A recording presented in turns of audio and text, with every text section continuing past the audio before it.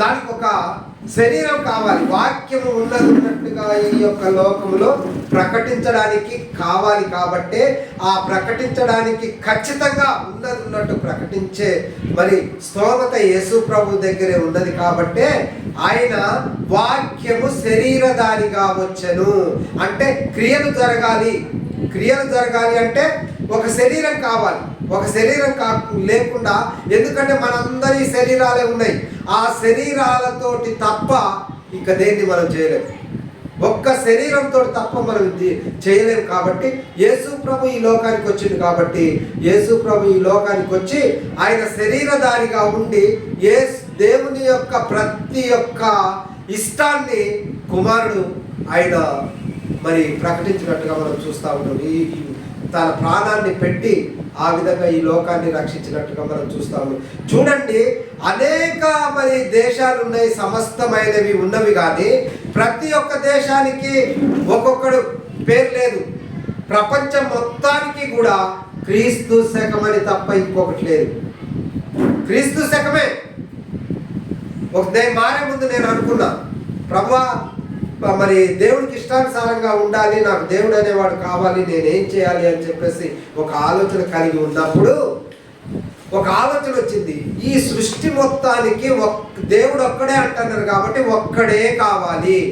ఆ ఒక్కడు ఎవరు అని ఆలోచన చేసినప్పుడు ప్రపంచం మొత్తం కూడా క్రీస్తు, హిందువులైనా కానీ, సిక్కులైనా కానీ, జైనులైనా కానీ, మరి ముస్లింలైనా కానీ, ఎవరైనా ఏమంటున్నారో తెలుసా? క్రీస్తు శకం అని చెప్పేసి అంటున్నారు. అక్కడ నా ఆలోచన తట్టిందండి. అంత గొప్ప ప్రణాళిక ఆయన గొప్ప చెప్పిండు, ఆయన చేసిండు. కాబట్టే అక్కడ ఏమని వచ్చేసింది? క్రీస్తు శకం అని చెప్పేసి ఎప్పుడైతే వచ్చిందో, ఈ రోజు ప్రతి పని జరగడానికి ఈ యొక్క డేట్ ఏమంటది ప్రియదేవుని బిడ్డారా? ప్రతి పని, చెట్టు నాటాలన్నా, చెట్లని నరకాలన్నా, చెక్కు రాయాలన్నా, లేకపోతే ఇంకా ఏమి చేయాలన్నా ప్రతి మనిషి ఆయన యొక్క పేరు ఎత్తకుండా ఈ లోకంలో ఏ పని జరగట్లేదు. ఈరోజు అనేక మంది బిడ్డల్ని స్కూళ్ళల్లో జాయిన్ చేస్తున్నారు. ఏమని జాయిన్ చేస్తున్నారు? క్రీస్తు శకం ఇలా జాయిన్ చేస్తున్నారు అని అంటే క్రీస్తు శకం 18 మరి ఆగస్టు అని చెప్పేసి. ఇది ఎక్కడి నుంచి వచ్చింది? ఏం అంత తెలివి తక్కువ వాళ్ళ ప్రపంచం తెలివి తక్కువ వాళ్ళు కాదే. ఏది క్రీస్తుకి ఇది చేయడానికి, క్రీస్తు శకం అని చెప్పి రాయడానికి? ఎందుకంటే దేవుని యొక్క ప్రణాళికలో ఆయన ఉన్నాడు, ఆయన ఉన్నట్టుగా చేశాడు, అర్హత సంపాదించుకున్నాడు, తిరిగి లేచిండు. కాబట్టి ఆయన ఒక్కడు మాత్రమే అర్హుడు అని చెప్పేసి ప్రపంచం మొత్తం యేసు ప్రభుని ఒప్పుకున్నది ప్రియదేవుని బిడ్డారా. ఆ ఒప్పుకున్న యేసు ప్రభు గురించేసి దేవుడు రాస్తున్న మాట, ఇదిగో నా గురించి లేఖనముల ప్రకారంగా రాయబడిన ప్రకారము నేను ఈ లోకంలో ఆయన చిత్తాన్ని నెరవేర్చి తిని అని చెప్పి ఆయన రాసిన ఆయన మరి లేఖనాలలో ఉన్నది ప్రియదేవుని బిడ్డారా. అందుకే చూడండి, ఈ పాప లోకములో ఈ శరీరానుసారంగా మనం ఉన్నాము. ఈ శరీరానుసారంగా మనం ఉంటే మనకు వచ్చేది పరలోక రాజ్యం రాదు ప్రియదేవుని బిడ్డారా. అందుకే ఎవరికి వాళ్ళు నిర్ణయం తీసుకోకుండా, నేనెంత చెప్పినా, ఎవరెంత చెప్పినా, వాక్యం వినటం వల్ల విశ్వాసం అయితే కలిగింది, కానీ ఆ విశ్వాసము కలగాలంటే ప్రభు గురించే. అది మళ్ళా తర్వాత ఎవరికి వాళ్ళు డిసిజన్ తీసుకోవాలి. నా ఇష్ట ప్రకారంగా నేను దేవుళ్ళలోకి రావాలి, నేను పరలోక రాజ్యం వెళ్ళాలి అని చెప్పి నిర్ణయం నేను తీసుకుంటే తప్ప నేను పరలోక రాజ్యం వెళ్ళలేని ప్రియదేవుని బిడ్డారా, ఒకళ్ళలాగా నడిస్తే. అందుకే రోమీయులకు రాసిన పత్రికలో మనం చూసినట్లయితే 6వ అధ్యాయము 12వ వచనం మనం చూద్దాం. ఈ పాప లోకములో ఈ శరీరానుసారంగా మనం ఉన్నట్లయితే మనం పరలోక రాజ్యం వెళ్ళలేని ప్రియదేవుని బిడ్డారా. అందుకే రోమ పత్రిక 6వ కాబట్టి శరీర దురాశలకు లోబడినట్లుగా చావుకు లోనైన మీ శరీరమందు పాపమును ఏలనీయకుడి. పాపము ఏలనీయకుండా ఉండాలంటే అది ఎవరు తీసుకోవాలి? నిర్ణయం నేను తీసుకోవాలి. ఎవరికి వాళ్ళే తీసుకోవాలి నిర్ణయం. పాపాన్ని ఏలనీయకుండా ఈ శరీరంలో చూసుకుంటే ఆత్మ పరలోక రాజ్యం వెళ్ళింది ప్రియదేవుని బిడ్డ. ఆత్మ పరలోక రాజ్యం వెళ్ళాలి అంటే శరీరాన్ని మనం జాగ్రత్తగా, శరీరం చేత ఆత్మ శరీరాన్ని ఒక గుర్రంలాగా తొక్కి శరీరాన్ని నడిపియాలి, కానీ ఈరోజు శరీరాలు ఆత్మని నడిపిస్తూ ఉన్నాయి. శరీరం నేను వెళ్ళలేనండి, నాకు చికెన్ కావాలండి, నాకు మటన్ కావాలండి, నాకు ఇంకేదో స్వీట్ కావాలనండి, ఈ శరీరం లాగుతుంటది. మరి ఆత్మ, అరే బాబు నువ్వు స్వీట్ తింటే పళ్ళు ఊడిపోతాయి రా బాబు, అరే నాయన నువ్వు బాగా చికెన్ తిన్నావనుకో అది నీ ఆరోగ్యానికి మంచిది కాదురా బాబు, దావీదు అంతటోళ్ళే చికెన్ తినలేదు, వాళ్ళు మానేశారు కాబట్టి వాళ్ళు గొప్పలు అయ్యారా బాబు అని లేఖనాలు చెప్తా ఉంటాయి. అయితే దాని కింద వచ్చినమే 13వ వచనమే ఏమని మనం డిసైడ్ చేస్తుందో మనం ఒకసారి జ్ఞాపకం చేసుకున్నాం. మరియు మీ అవయవములను దుర్నీతి సాధనములుగా పాపమునకు అప్పగింపకుడి. పాపానికి అప్పగించొద్దు. దాని మృతులలో నుండి సజీవులం అనుకొని మిమ్మల్ని మీరే దేవునికి సజీవులం అనుకోవాలి. మన డిసిజన్ ఎట్లుండాలో తెలుసా? నేను సజీవుని కావాలి, నేను సజీవుని కావాలి అని చెప్పేసి ఎలా ఉండాలంట మనం చదువుతాం. సజీవుడు మృతులలో నుంచి, అయితే మృతులలో నుండి సజీవులం అనుకొని మిమ్మల్ని మీరే దేవునికి అప్పగించుకోండి. అది ఎవరికి వారు అప్పగించుకోకుండా, అరే నాని నడవండి ఆ ప్రార్థనకి, అరే అది నేను ఒప్ప చెప్పుకున్నా, నేను ప్రార్థనకి వెళ్తా డాడీ మీరున్నా లేకపోయినా నాకు ప్రార్థన కావాలి, ఎందుకంటే నాకు నేను నిర్ణయం తీసుకున్నా, నేను ఈ మృతుల లోకంలో నేను వెళ్ళకుండా ఉండాలి అని అంటే సజీవుడిని నేను అని చెప్పేసి నిర్ణయం తీసుకున్నా. నా దేవుడు, నా యేసు ప్రభు ఈ లోకానికి వచ్చి ఏ విధంగా సజీవుడుగా ఏ విధంగా కావాలో నేర్పించింది కాబట్టి నాకు నేను నిర్ణయం తీసుకుంటేనే తప్ప వాళ్ళ వాళ్ళ వాళ్ళ వాళ్ళ నిర్ణయాల వల్ల మనం పరలోక రాజ్యం వెళ్ళలేదు. ఎవరికి వాళ్ళు తీసుకుంటే, నేను చికెన్ మటన్ తిన్నాను, అందరూ అన్నారు ఎక్కువ తినొచ్చు కదా, అది తినొచ్చు కదా, ఇది తినొచ్చు కదా అని. నాకు నేను నిర్ణయం తీసుకున్నా కాబట్టి నేను ఆగలిగాను. అదే ఏరే వాడు తీసుకున్నారే మనం తినొద్దు అని చెప్పేసి ఆయన చెప్పిండనుకో, ఈడున్నాడు కాబట్టి ఈడున్నంతసేపు నేను తిన్నాను, ఈ పూట తిన్నాను, ఈడు బాధకు తట్టుకోలేకనే ఈ పూట తిన్నాను. అదే మనమే తీసుకున్నాం అనుకో, లాభం లేదు, నువ్వు ఎంత చెప్పినా నేను తినను అని. అది మనలోకి వస్తున్నప్పుడే మనము ఈ మృతుల లోకంలో నుంచి సజీవులమైనట్లుగా మనం ఒక నిర్ణయం తీసుకుంటేనే తప్ప మనం ఏం చేయలేము. ఏమి చేయరు. అందుకే ఏమంటాడు, పురాతన కాలానికి వెళ్ళమని చెప్పేసి అంటాడు.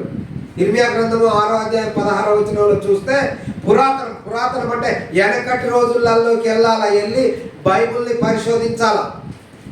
వెనక ఏం జరిగింది, అసలు ఏం చేస్తే వాళ్ళు పరలోక రాజ్యం వెళ్ళారు, వాళ్ళు ఏ విధంగా ఉండగలిగారు, యేసు ప్రభు ఏ విధంగా తన్ను తాను దేవుడికి ఒప్పజెప్పుకున్నాడు అన్నది ముందు రోజులలో ఉండదు, వెనక పురాతన రోజులలోకి వెళ్తే మనకి.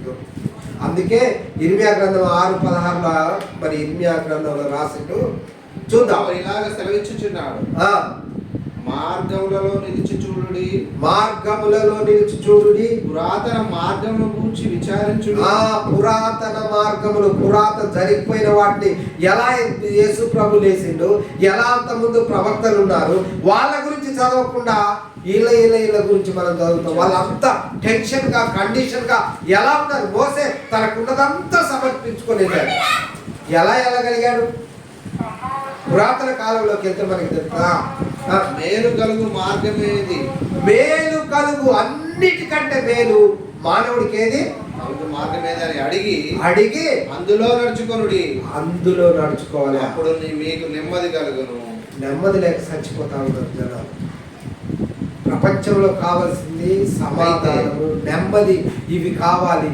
మేలు కలిగేదేదో మానవుడికి మేలు ఏదయ్యా అంటే దేవుడు ఏమన్నాడు, లేఖనాల ప్రకారంగా మీరు తిరిగి రండి అన్నాడు. తిరిగి ఆయన దగ్గరికి వెళ్ళగలిగితే అదే మేలండి, అదే మేలు. అంతకంటే మించిన మేలే లేదు. ఆ మేలు కోసం మనం వెతుకుతున్నామా? ఈ 2 రోజుల కోసం ఇది చేస్తే మేలు, అది చేయబట్టి నాకు మేలు జరిగింది, అది చేయబట్టి నాకు అంత కలిసి వచ్చింది, ఇది చేయబట్టి ఇంత కలిసి వచ్చింది, ఇది చేయబట్టి ఇంత కలిసి వచ్చింది. ఈ మేలు కాదు చెప్పింది. పురాతన కాలంలోకి వెళ్ళి మనం ఆ మార్గములలో అంటే యేసు ప్రభు నేనే మార్గము, నేనే సత్యము, నేనే జీవం అని అన్నారు. మార్గం అంటే వాళ్ళు ఏ విధంగా నడిచారు. ఒక మోషేను చూసుకుంటే 120 సంవత్సరాలు ఆయన బ్రతికిండు. 120 సంవత్సరాలలో ఇక్కడ ధనము ఇది ఒక భారతదేశం ధనం ఒక ధనమా? ఐగుప్తి ధనం కింద ఏ ఒక్కడు నిలవలేడు. అంత ధనం ఐగుప్తి ధనం. అలాంటి దాన్ని అవలీలగా వదిలేసి నేను దేవుడి యొక్క బిడ్డలతోటి ఏం పొందాలి? శ్రమ అనుభవించడం కావాలి. ఈరోజు శ్రమ అంటే ఎవడు లెక్క చేయట్లేదు. శ్రమ, ఆ శ్రమ దేనికి సంబంధించింది అయి ఉండాలా? పురాతన మార్గంలో నిలిచి మేలైన దాన్ని వెతకాలి అంటే మనకి శ్రమ కావాలి ప్రియులు. శ్రమ లేకుండా మనకి పరలోక రాజ్యం రావాలంటే రాదు. పొద్దున ఉదయము ఒలిమిల కొండకి వెళ్ళేవాడంట యేసు ప్రభు. రాత్రి అంతా ప్రార్థన చేసేటోడు. మళ్ళా పొద్దున్నే మళ్ళా జనాలందరూ వచ్చేటోళ్ళు. వాకి ఏంది ఆ శ్రమ? ఒక్కొక్క టైం వచ్చినప్పుడైతే ఎంత కన్నీరు కార్చి ఏడ్చిందో యేసు ప్రభు. 5వ అధ్యాయం 10వ వచనంలో ఉంటుంది. హెబ్రీయులకు రాసిన పత్రిక 5వ అధ్యాయం 10వ వచనంలో. ఈరోజు ప్రార్థన లేకుండా పోయిందండి.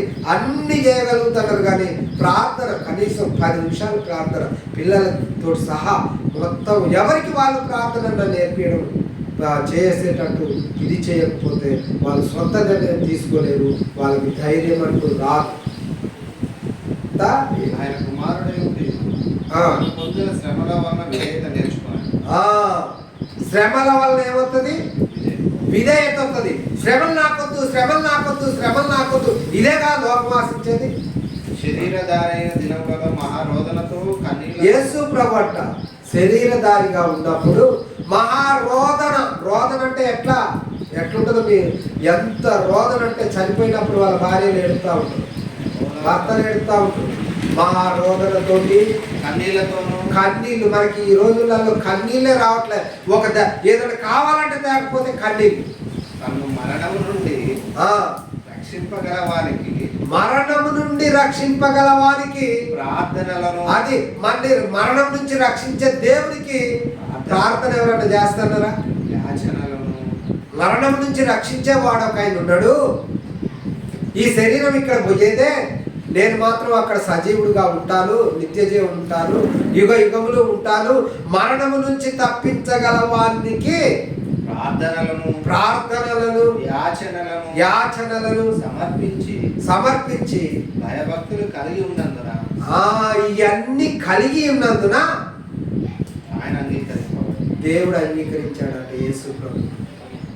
చూడండి ప్రియదేవుని బిడ్డలారా, మనని అంగీకరించాలంటే ఇవన్నీ మనకు కావాలి. ఇవన్నీ మనకు ఉండగలుగుతున్నాయా? ఎవరికి వారు సరి చేసుకుంటే నా యొక్క నేను ఇక వాక్యానికి చెప్పడానికి ముందుకొచ్చే రోజులలో 3 గంటలకు అలారం పెట్టుకొని అలారం 6 గంటలకు మోగేదాకా మోకాళ్ళ మీదనే ఉండేది. మోగితేనే బంద్. అంతవరకు కూడా మోకాళ్ళ ప్రార్థన.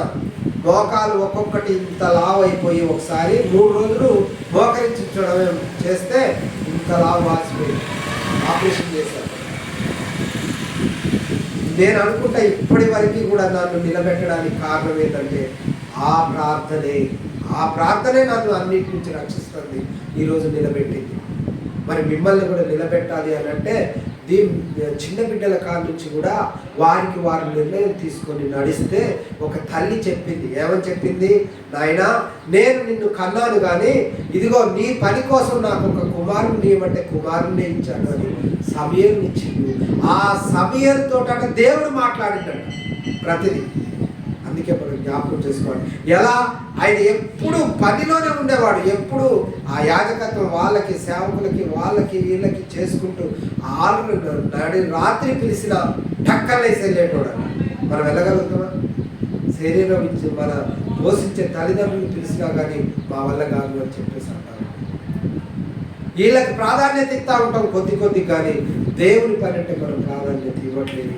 మీరు మన చిన్న పిల్లలైనా ఆయన తక్కువగా చూడరు కాబట్టి వాళ్ళు అద్భుతమైన రిజల్ట్ పొందుకోవాలి అని అంటే ఈరోజు మరి మీ ఉద్దేశాలుగా నేనేమేమి కావాలి అని చెప్పేసి అనుకుంటే ఒకళ్ళు డాక్టర్ అంటాడు, ఒకళ్ళు యాక్టర్ అంటారు, ఒకళ్ళు కలెక్టర్ అంటారు, ఒకళ్ళు ఐపీఎస్ అంటారు, ఒకళ్ళు ప్రధానమంత్రి, ముఖ్యమంత్రులు అంటారు.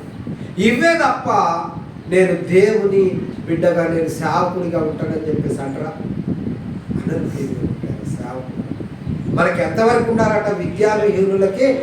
విద్యావిహీనులకి అర్థము కాదు అన్నాడు. అంటే చదువుకొని అర్థం చేసుకునే అంత చదువు చాలు. చదువుకొని అర్థం చేసుకునే అంత చదువు మానవుడికి చాలు. విద్యావిహీనులు అంటే విద్య లేని వాళ్ళమైతే మనకు అర్థం కాదు కాబట్టి అన్ని అర్థం చేసుకునే అంత చదువు నాకు తెలిసి 10th క్లాస్ వరకు అయితే చాలు అనుకుంటాను. 10th క్లాస్ వరకు చాలు. 10th క్లాస్ వరకు అయితే ఒకవేళ మీరు చదవాలి అంటే నా చదువు దేవుడికి పనిచేయాలి అంతేనే. కానీ నేను ఒక ఇంజనీర్ని అయిపోవాలి, ఇంజనీర్ తోటి అవుట్ ఆఫ్ వెళ్ళాలి, అక్కడికి వెళ్ళాలి, ఇక్కడికి వెళ్ళాలని కాదు. మన గోలు నేను ఇంజనీర్ అయితే నా దేవుడికి మహిమ కావాలి, నా దేవుడికి మహిమ రావాలి, దేవుడికి పని చేయాలి అంటే నాకు 2 లక్షలు వస్తే 1 లక్ష నేను దగ్గర ఇచ్చేసి అయ్యగారికి ఇచ్చేసి చేయడం కాదు. వాళ్ళు సోమరులు అవుతారు. అది కాదు. ఆ 1 లక్ష రూపాయలు పెట్టి అవన్నీ ఖర్చు పెట్టి నీవు దేవుని పని చేయాలి, దేవుని పని చేయాలి. నా చదువు నా దేవునికి ఒక ఇంజనీర్ చేసి ఈరోజు 15,000 20,000కి చేస్తా ఉన్నారు. అదే దేవుడి కోసం చేస్తానంటే 2 లక్షలు అంత ఉన్నతమైన స్థానానికి 2 లక్షల్లో 1 లక్ష పెట్టినా ఇంకా 1 లక్ష మిగిలి ఉంటుంది. 20,000కి ఊడిగా చేస్తారు. దేవునికి మహిమకరంగా మనం జీవిస్తే మంచి ర్యాంక్ వస్తుంది. అన్నిట్లలో భయమే కదా, అన్నిట్లలో భయం. ఒక దేవుడికి ప్రాధాన్యత ఇచ్చినోడు ఎక్కడైనా ప్రాధాన్యత ఇస్తాడు. ఫస్ట్ దేవుడుకున్నాం మనకి మనంగా నిర్ణయం తీసుకోవాలి. మనకి మనంగా నిర్ణయం తీసుకొని దేవుడి పనికి మనం ఎప్పుడైతే పూనుకుంటామో అద్భుతమైన రిజల్ట్ వస్తుంది. మన పరలోక రాజ్యంలో ప్రవేశించడానికి, ఆత్మను రక్షించడానికి కావలసిన ప్రణాళిక ఏంటా అని చెప్పేసి మనం దేవుడిని అడిగినట్టు ప్రార్థన ముఖ్యం. ఎటు బయటికి వెళ్తాను నేను వచ్చేటప్పుడు కూడా ప్రార్థన, అయ్యా మరి నేను పలానా దగ్గరికి వెళ్తాను ప్రభువా, నువ్వు నా వాహనానికి నాకు తోడుతావు. ఎటు వెళ్తాను ప్రార్థన, స్కూల్కి వెళ్ళేటప్పుడు ప్రార్థన, రాగలను అయ్యా క్షేమంగా తీసుకొచ్చినామని 1 అర నిమిషం ప్రార్థన చేయలేము. 1 అర నిమిషం అంటే 1 అర నిమిషం. తల్లిదండ్రులు ఏదైనా తేకపోతే ప్రార్థన చేయమంటే చేస్తాను, ప్రార్థన చేయి నేను పోతుందానంటే చేస్తాను. కానీ దేవుడు మంచిగా మనల్ని తీసుకొచ్చినందుకు అయ్యా అని చెప్పి మనం ప్రార్థన చేయగలుగుతాం.